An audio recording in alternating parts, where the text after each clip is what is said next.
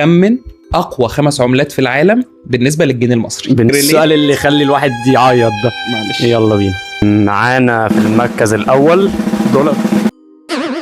لا طبعا. معانا اليورو.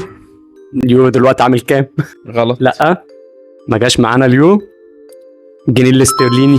الجنيه الاسترليني في المركز الخامس. الجنيه الاسترليني بيتراوح بين 68 جنيه و40 قرش و 68 جنيه و80 قرش. بقول لك حاجات تزعل، احنا بعاد قوي يا لطيف.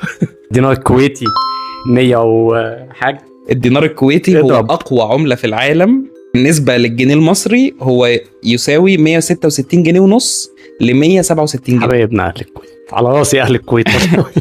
ريال سعودي معانا ولا لا؟ بره الليسته. معلش صلحنا العطل الفني ده. في حاجه تاني في دول الخليج؟ 3 من دول الخليج. 3 من دول. الله اكبر، عز الله الخليج. ريال السعودي غلط. بعيد. 13 لسه صغير. بعيد. ماشي. دينار الاماراتي طيب. غلط. ومعرفش اذا كان اصلا عمله الامارات الدينار. درهم اماراتي. درهم اماراتي. معلش اديني هنت.